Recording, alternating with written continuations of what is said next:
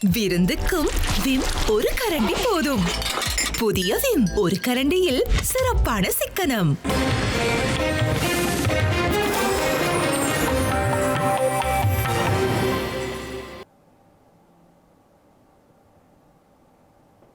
வணக்கம். இது ஐபிசி தமிழின் மதிய நேர பிரதான செய்திகள். முதலில் தலைப்புச் செய்திகள். உயிர்த்த ஞாயிறு தாக்குதல் 21ஆம் திகதிக்கு முன் உண்மைகள் வெளிவரும் என்கின்றார் ஜனாதிபதி. இலங்கையுடன் இந்தியா மேற்கொள்ள உள்ள ராணுவ ஒப்பந்தம் போர் ஏற்படும் என புபுது ஜாக்கோட எச்சரிக்கை. குற்றப்புலனாய்வு பிரிவில் முன்னிலையான டிரான் அலஸ் மாத்தறை துப்பாக்கி சூடு தொடர்பில் வாக்குமூலம். 2029ஆம் ஆண்டு ஆட்சியை கைப்பற்றுவோம் நாமல் சூளுரை. இலங்கையில் நோன்பு பெருநாள் கொண்டாட்டங்கள், பலஸ்தீனத்திற்கு ஆதரவாகவும் பேரணி. புட்டின் மீது கோபத்தில் உள்ள ட்ரம்ப், உக்ரைன் போர் நிறுத்த பேச்சுக்களினால் முருகல். இனி தொடர்வது விரிவான செய்திகள். ஸ்ரீலங்காவின் முன்னாள் பொது பாதுகாப்பு அமைச்சர் டிரான் அலஸ் குற்றப்புலனாய்வு திணைக்களத்தில் முன்னிலையாகியுள்ளார். 2023ஆம் ஆண்டு மாத்தறை வெலிகம கோட்டல் அருகே நடந்த துப்பாக்கிச் சூட்டு சம்பவம் தொடர்பாக வாக்குமூலம் வழங்குவதற்கு அவர் குற்றப்புலனாய்வு திணைக்களத்தில் முன்னிலையாகியுள்ளார். குறித்த சம்பவம் தொடர்பில் முன்னாள் காவல்துறை அதிபர் தேசபந்து தென்னகோன் கைது செய்யப்பட்டு விளக்கமறியலில் வைக்கப்பட்டுள்ளமை குறிப்பிடத்தக்கது. இலங்கையில் நடத்தப்பட்ட உயிர்த்த ஞாயிறு தற்கொலை குண்டு தாக்குதலுக்கு பொறுப்பு கூற வேண்டியவர்கள் யார் என்பது தொடர்பான தகவல்கள் ஏப்ரல் மாதம் 21ஆம் தேதிக்கு முன்னர் வெளியிடப்படும் என ஜனாதிபதி அனுரகுமார திசாநாயக்க தெரிவித்துள்ளார். தெய்யந்தர பிரதேசத்தில் நடைபெற்ற மக்கள் சந்திப்பில் கலந்து கொண்டு உரையாற்றிய போதே அவர் இதனை தெரிவித்தார். உயிர்த்த ஞாயிறு தாக்குதல் தொடர்பான விசாரணைகள் முறையாக மேற்கொள்ளப்பட்டு வருவதாகவும் இந்த ஆண்டு ஏப்ரல் மாதம் 21ஆம் தேதி 6வது ஆண்டு நினைவு கூறப்பட உள்ளதாகவும் ஜனாதிபதி அனுரகுமார திசாநாயக்க தெரிவித்துள்ளார். இதனால் 21ஆம் தேதிக்கு முன்னர் உயிர்த்த ஞாயிறு தாக்குதலுக்கு பொறுப்பு கூற வேண்டிய குழுவொன்றை வெளியிடுவது தொடர்பில் குற்றப்புலனாய்வு திணைக்களம் நடவடிக்கை எடுத்து வருவதாகவும், இதேவேளை சட்டவிரோதமாக ஈட்டிய சொத்துக்களை அரசுடைமையாக்கும் சட்ட மூலம் ஏப்ரல் 8ஆம் தேதி நாடாளுமன்றத்தில் சமர்ப்பிக்கப்படும் என்றும் ஜனாதிபதி அனுரகுமார திசாநாயக்க தெரிவித்தார். மாத்தறை வெளிப்பீட்டிய பகுதியில் நடைபெற்ற பொதுக்கூட்டத்தில் உரையாற்றிய போதே ஜனாதிபதி இதனை குறிப்பிட்டார். மேலும் மோசடி செய்பவர்கள் மற்றும் ஊழல்வாதிகளுக்கு மீண்டும் நாட்டை ஆட்சி செய்ய வாய்ப்பு வழங்கப்படாதென்றும் சுட்டிக்காட்டியுள்ளார். திருடப்பட்டு குவிக்கப்பட்ட சொத்துக்களை அரசுடைமையாக்கும் சட்டத்தை வரும் 8ஆம் தேதி நாடாளுமன்றில் நிறைவேற்றுவோம் என்றும் அவர் கூறியுள்ளார். யாரையும் தனிப்பட்ட முறையில் பழிவாங்கும் எண்ணம் தமக்கு இல்லை என்றும், தாய்நாட்டில் சட்டத்தின் ஆட்சியினையும் இறையாண்மையையும் மீண்டும் நிலைநாட்டுவதே தன்னுடைய எதிர்பார்ப்பு என்றும் அவர் இதன்போது குறிப்பிட்டுள்ளார். இந்திய பிரதமர் நரேந்திர மோடியின் இலங்கை விஜயத்தின் பொழுது கைச்சாத்திடப்படவுள்ள இந்திய இலங்கை ராணுவ ஒப்பந்தம் இலங்கையினை உலகப் போரில் தள்ளும் என மக்கள் போராட்ட முன்னணியின் நிர்வாக உறுப்பினர் புபுது ஜெயகொட தெரிவித்துள்ளார். கொழும்பில் நடைபெற்ற செய்தியாளர் சந்திப்பில் கலந்து கொண்டு உரையாற்றிய பொழுதே அவர் இதனை தெரிவித்துள்ளார். சீனாவின் வளர்ந்து வரும் ராணுவ சக்திக்கு எதிரான அணியினை உருவாக்கும் நோக்கத்துடன் இலங்கையுடன் இந்தியா ராணுவ ஒப்பந்தத்தில் தந்திர ரீதியாக கையெழுத்திடவுள்ளதாக இந்திய ஊடகம் ஒன்று செய்தி வெளியிட்டுள்ளதாக புபுது ஜெயகொட குறிப்பிட்டுள்ளார். இதனூடாக சீனாவுக்கு எதிரான இந்தியாவின் யுத்தத்தில் இலங்கையர்களை பலி கொடுப்பதற்கு ஸ்ரீலங்கா அரசாங்கம் தயாராகி வருவதாகவும் அவர் கூறியுள்ளார். ஆகவே இந்தியாவுக்கும் இலங்கைக்கும் இடையில் எதிர்வரும் 5ஆம் தேதி கைச்சாத்திடப்படவுள்ள இந்த ஒப்பந்தத்தின் ஊடாக 220 லட்சம் இலங்கையர்கள் மாபெரும் உலகப் போரில் பலியாக கூடிய சாத்தியம் உள்ளதாகவும் மக்கள் போராட்ட முன்னணியின் நிர்வாக உறுப்பினர் புபுது ஜெயகொட மேலும் தெரிவித்துள்ளார். 2029ஆம் ஆண்டு நடைபெறவுள்ள ஜனாதிபதி தேர்தலில் ஸ்ரீலங்கா பொதுஜன பெரமுன ஆட்சியினை கைப்பற்றும் என அந்த கட்சியின் தேசிய அமைப்பாளர் நாமல் ராஜபக்ஷ தெரிவித்துள்ளார். அதற்கான பணிகளை முன்னெடுத்துள்ளதாக ஹம்பாந்தோட்டை பகுதியில் நடைபெற்ற ஸ்ரீலங்கா பொதுஜன பெரமுனவின் உள்ளூராட்சி மன்ற வேட்பாளர்களுடனான சந்திப்பின் போது அவர் மேற்கண்டவாறு தெரிவித்தார்.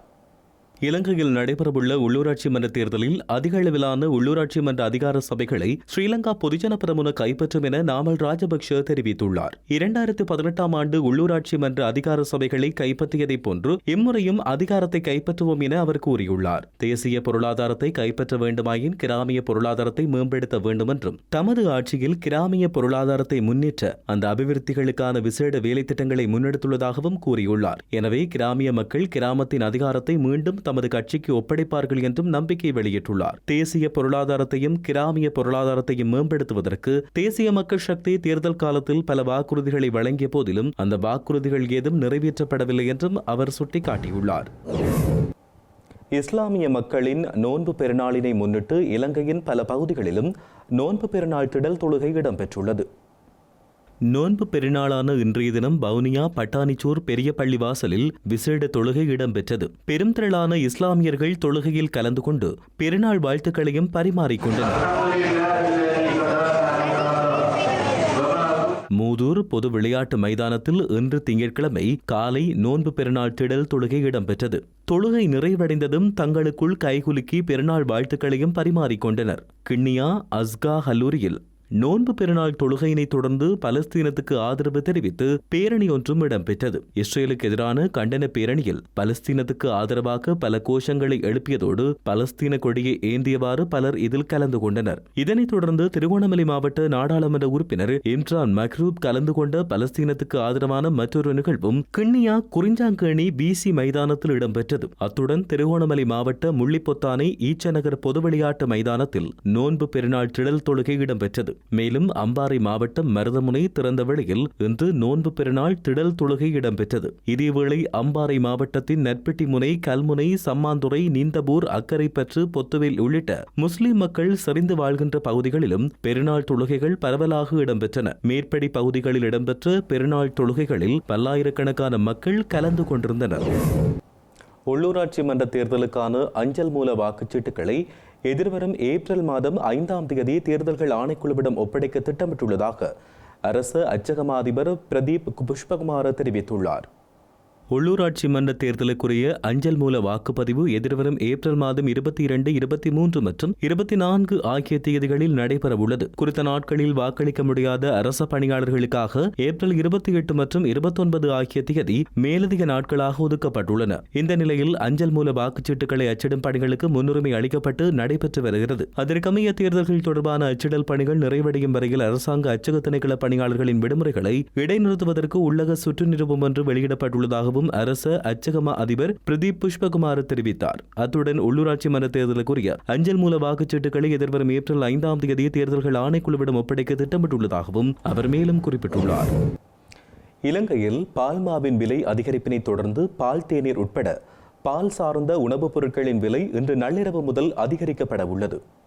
இலங்கையில் இறக்குமதி செய்யப்படுகின்ற பால்மாவின் விலை நாளை முதல் அதிகரிக்கப்பட உள்ளது. இதனையடுத்து பால், தேநீர், பழச்சாறுகள், சீஸ் ஆகியவற்றின் விலைகள் 10 ரூபாவினால் அதிகரிக்கப்படும் என அகில இலங்கை சிற்றுண்டிச்சாலைகள் மற்றும் உணவக உரிமையாளர்கள் சங்கத்தின் தலைவர் கர்ஷன ருக்ஷான் தெரிவித்துள்ளார். பால்மாவின் விலை உயர்வை கருத்தில் கொண்டு பாலை பயன்படுத்தி தயாரிக்கப்படுகின்ற அனைத்து வகையான பழச்சாறுகளின் ஒரு கோப்பையின் விலை இன்று நள்ளிரவு முதல் 10 ரூபாவால் அதிகரிக்கப்பட உள்ளது. அத்துடன் பாலை பயன்படுத்தி தயாரிக்கப்படும் சீஸ் உள்ளிட்ட பல வகையான உணவுப் பொருட்களின் விலையும் 10 ரூபாவினால் உயர்த்தப்படும் என்றும் அவர் கூறியுள்ளார். இதேவேளை தற்போது கீரி சம்பா மற்றும் சம்பா அரிசிக்கு தட்டுப்பாடு ஏற்பட்டுள்ளதாகவும் இதன் காரணமாக உணவக உரிமையாளர்கள் கடுமையான சிரமங்களை எதிர்கொண்டு வருவதாகவும் கர்சன ருக்ஷா தெரிவித்துள்ளார்.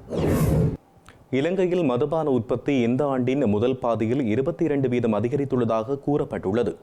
கடந்த 2 ஆண்டுகளில் காணப்படாத அதிகரிப்பை இது காட்டுவதாக நாடாளுமன்றத்தில் சமர்ப்பிக்கப்பட்ட பொது நிதிக்குழுவின் அறிக்கையில் தெரிவிக்கப்பட்டுள்ளது.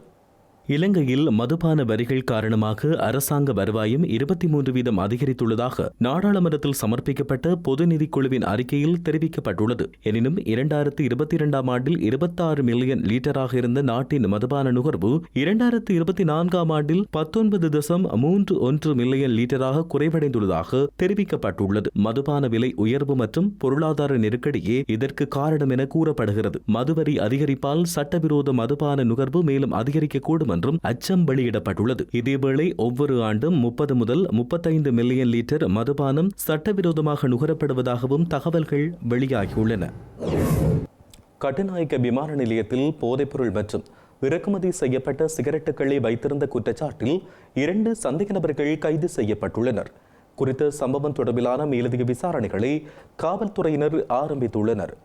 கட்டுநாயக்க விமான நிலையத்தில் இறக்குமதி செய்யப்பட்ட 22 அட்டைப்பட்டி சிகரெட்டுகளுடன் இன்று காலை ஒருவர் கைது செய்யப்பட்டுள்ளார். விமான நிலையத்தில் உள்ள காவல்துறை போதைப்பொருள் தடுப்பு அதிகாரிகளுக்கு கிடைக்கப்பெற்ற தகவல் ஒன்றின் அடிப்படையில் குறித்த கைது நடவடிக்கை இடம்பெற்றுள்ளது. கைது செய்யப்பட்ட குறித்த சந்தேக நபர் தலவில பகுதியைச் சேர்ந்த 42 வயதுடையவர் என காவல்துறையினர் தெரிவித்துள்ளனர். அத்துடன் கட்டுநாயக்க விமான நிலையத்தில் 1.48 கிராம் குஷ் கஞ்சா போதைப்பொருள், 2.44 கிராம் ஐஸ் போதைப்பொருள் மற்றும் 190 மில்லி கிராம் கெரோயின் போதைப்பொருள் என்பவற்றோடு நபர் ஒருவர் நேற்று மாலை கைது செய்யப்பட்டுள்ளார். விமான நிலையத்தில் உள்ள காவல்துறை போதைப்பொருள் தடுப்பு அதிகாரிகளின் தகவலின் அடிப்படையில் சுங்க போதைப்பொருள் கட்டுப்பாட்டு பிரிவின் அதிகாரிகள் நடத்திய சோதனையின் பொழுதே குறித்த நபர் கைது செய்யப்பட்டுள்ளார். களுத்துறை மாவட்டத்தின் கமக்கொடபர ரஜபத பகுதியில் உள்ள வீடொன்றின் மீது நடத்தப்பட்ட பெட்ரோல் குண்டு தாக்குதலில் 6 வயது சிறுவன் ஒருவர் உயிரிழந்துள்ளார்.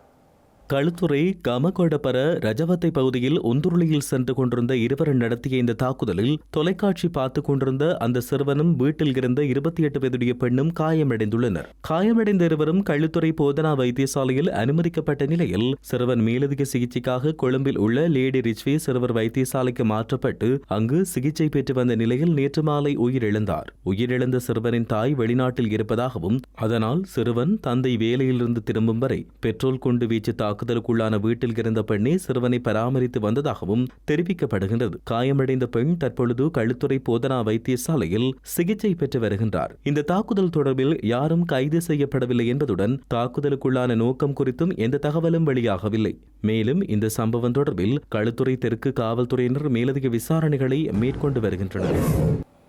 கொழும்பின் புறநகர் பகுதியான கல்கிசை பகுதியில் மசாஜ் நிலையம் என்ற போர்வையில் இயங்கி வந்த விபச்சார விடுதி ஒன்று காவல்துறையினரால் முற்றுகையிடப்பட்டுள்ளதோடு 4 கைது செய்யப்பட்டுள்ளனர். குறித்த சம்பவம் தொடர்பான மேலதிக விசாரணைகளை கல்கிசை காவல்துறையினர் மேற்கொண்டு வருகின்றனர்.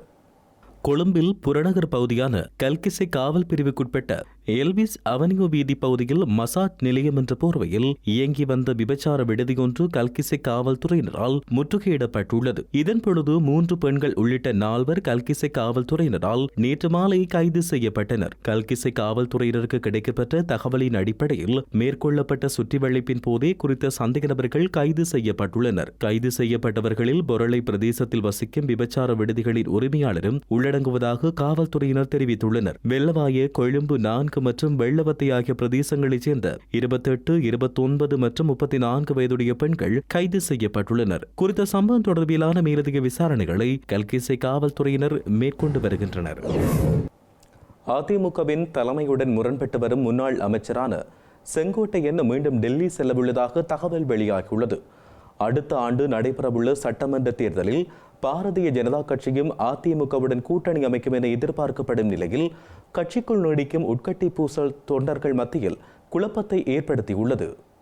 இந்திய மத்திய உள்துறை அமைச்சர் அமித் ஷாவை கடந்த வாரம் அதிமுக பொதுச் செயலாளர் எடப்பாடி பழனிசாமி சந்தித்து பேசியிருந்தார். இந்த சந்திப்பில் தமிழ்நாட்டில் உள்ள பிரச்சனைகள் குறித்து மனு அளித்ததாகவும் கூட்டணி குறித்து எதுவும் பேசவில்லை என்றும் அவர் கூறியிருந்த போதிலும் அதிமுகவுடன் கூட்டணி பேச்சுக்கள் இடம்பெறுவதாக அமித் ஷா தெரிவித்தார். எடப்பாடி பழனிசாமியை தொடர்ந்து அதிமுகவின் முன்னாள் அமைச்சர் செங்கோட்டையன் ரகசியமாக டெல்லி புறப்பட்டுச் சென்று அமித் ஷாவை சந்தித்து பேசியவை அதிமுகவினர் மத்தியில் பெரும் சலசலப்பை ஏற்படுத்தியுள்ளது. இந்த நிலையில் அதிமுக முன்னாள் அமைச்சர் செங்கோட்டையன் இன்று இரவு மீண்டும் டெல்லிக்கு செல்லவுள்ளதாக தகவல் வெளியாகியுள்ளது. அதிமுகவை ஒருங்கிணைக்க எடப்பாடி பழனிசாமி மறுக்கும் நிலையில் செங்கோட்டையனை முன்னிறுத்தி பாஜக காய் நகர்த்தி வருவதாக கூறப்படுகிறது. எனினும் இந்த குற்றச்சாட்டை தமிழ்நாட்டின் பாரதிய ஜனதா கட்சியின் மூத்த தலைவர்கள் நிராகரித்துள்ளனர். உக்ரைன் போர் நிறுத்த பேச்சுக்கள் தொடர்பாக ரஷ்ய ஜனாதிபதி விளாடிமிர் புடின் மீது கடுமையான கோபத்தில் இருப்பதாக அமெரிக்க ஜனாதிபதி டொனால்ட் ட்ரம்ப் தெரிவித்துள்ளார். அமெரிக்க ஊடகம் ஒன்றுக்கு வழங்கிய செவ்வியில் உக்ரைன் ஜனாதிபதி விளாடிமிர் செலன்ஸ்கியின் நம்பகத்தன்மையை தாக்கும் வகையில் விளாடிமிர் புடின் செயற்பட்டதாகவும் டொனால்ட் ட்ரம்ப் விமர்சித்துள்ளார். உக்ரைன் போர் நிறுத்தத்துக்கு ரஷ்ய ஜனாதிபதி உடன்படாத பட்சத்தில் ரஷ்யாவின் எண்ணெயை கொள்வனவு செய்யும் நாடுகளுக்கு 50% வரி விதிக்கப்படும் என அமெரிக்க ஜனாதிபதி எச்சரித்துள்ளார். உக்ரைனில் ஐநாவால் நிர்வகிக்கப்படும் அரசாங்கத்தின் கீழ் புதிய தேர்தலுக்கான ஏற்பாடுகளை செய்த பின்னர் போர் நிறுத்த பேச்சுக்களை ஆரம்பிப்பதாக விளாடிமிர் புடின் கூறியிருந்த நிலையில் ட்ரம்பின் இந்த கருத்துக்கள் வெளியாகியுள்ளன. இந்நிலையில் டொனால்டு ட்ரம்பின் கருத்துக்கள் விளாடிமிர் புடின் தொடர்பான நிலைப்பாட்டில் மாற்றம் ஏற்பட்டிருப்பதை காண்பிப்பதாக அரசியல் ஆய்வாளர்கள் சுட்டிக்காட்டுகின்றனர். கடந்த கடந்த 6 வாரங்களுக்கு முன்னர் உக்ரைன் ஜனாதிபதியை கடுமையாக சாடியிருந்த டொனால்ட் ட்ரம்ப் அவரிடமிருந்து ஏராளமான சலுகைகளையும் கோரியிருந்தார். உக்ரைனில் போர் நிறுத்தம் குறித்த பேச்சுவார்த்தைகள் தொடர்ந்ததால் ட்ரம்ப் புடினுடன் இணைந்து செயற்படுவதான கரிசனைகளை ஐரோப்பிய தலைவர்கள் வெளியிட்டிருந்தமை குறிப்பிடத்தக்கது. செய்திகளின் நிறைவாக மீண்டும் தலைப்புச் செய்திகள். உயிர்த்த ஞாயிறு தாக்குதல் 21ஆம் திகதிக்கு முன் உண்மைகள் வெளிவரும் என்கின்றார் ஜனாதிபதி. இலங்கையுடன் இந்தியா மேற்கொள்ள உள்ள ராணுவ ஒப்பந்தம் போர் ஏற்படும் என புபுது ஜாக்கோட எச்சரிக்கை. குற்றப்புலனாய்வு பிரிவில் முன்னிலையான டிரான் அலஸ் மாத்தறை துப்பாக்கி சூடு தொடர்பில் வாக்குமூலம். 2029ஆம் ஆண்டு ஆட்சியை கைப்பற்றுவோம் நாமல் சூளுரை. இலங்கையில் நோன்பு பெருநாள் கொண்டாட்டங்கள், பலஸ்தீனத்திற்கு ஆதரவாகவும் பேரணி. புட்டின் மீது கோபத்தில் உள்ள ட்ரம்ப், உக்ரைன் போர் நிறுத்த பேச்சுக்களினால் முருகல்.